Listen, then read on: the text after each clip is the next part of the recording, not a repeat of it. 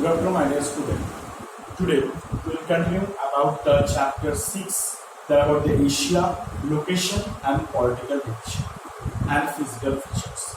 Now, as you know, in my last class I already discussed that about the different type of physical features, and between them we discussed about the southern plain. Now today we are going to discuss that about the another physical features. What's the name? That is about the Great River Basin.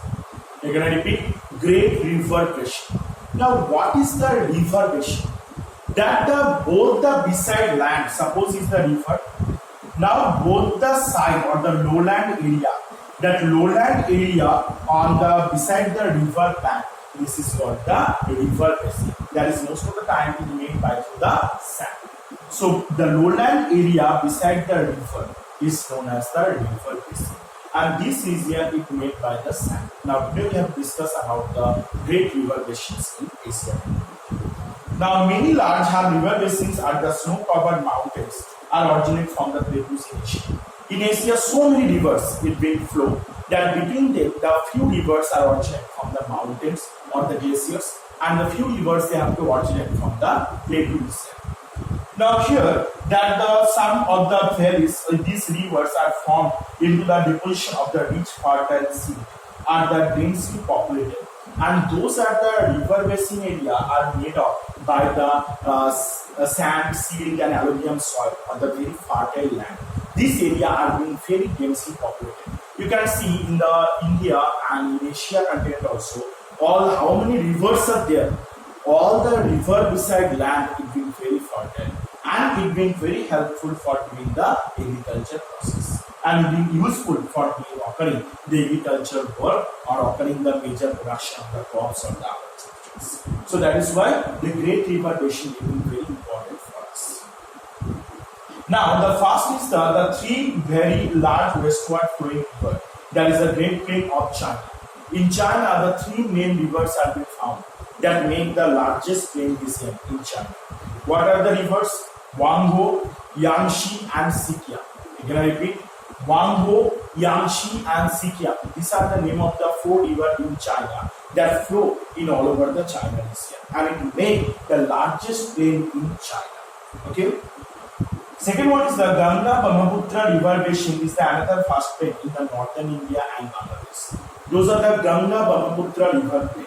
This is the Ganga Brahmaputra River is one of the two main rivers in India, and that deposit a huge amount of sand, silt and alluvium soil, and make on the both the side the largest river basin or the largest river plain. That is also known by the another name of Northern. This is also one of the main striking features. The third is the Indus Basin is spread across the India and Pakistan. That is a river Indus. River Indus is a river that the half of the portion, most the half of the portion is being located in Pakistan, and the few amount of area is also located in India. So the Indus River, their river basin, they are the divided into the two parts. Few part in Pakistan, few part in India also. Now in India, here the Punjab, the region is the Punjab. That where the Sindhu River and it have the Indus River, they have the 5 tributaries. What are the 5 tributaries of it? That's the river Jhelum, Chenab, Ravi, Beas and Sutlej. Just underlining. What are the 5 rivers? 5 tributaries of the river Indus. There is the Jhelum, Chenab, Ravi, Beas and Sutlej. These are the 5 tributaries. As you know about the tributaries are the small rivers that join from the outside with the main river. Suppose is the main river. Now, when the small rivers from the outside they join with the main river, that is called the tributaries. This is the main river. Now, from the outside portion, the small rivers are joined with the main river. That is called the tributaries. Okay. So, the tributaries are very important for us also. There is a tributaries, it increases the amount of water in the main river. That how much water they have to carry from outside, increase the water level in the main river. And the Punjab, that is a land of 5 rivers. Why it called land of 5 rivers? Because of these 5 tributaries. There is Jhelum, Chenab, Ravi, Beas and Sutlej. These 5 tributaries are being present in Punjab. That is why the Punjab is also known as the land of 5 rivers.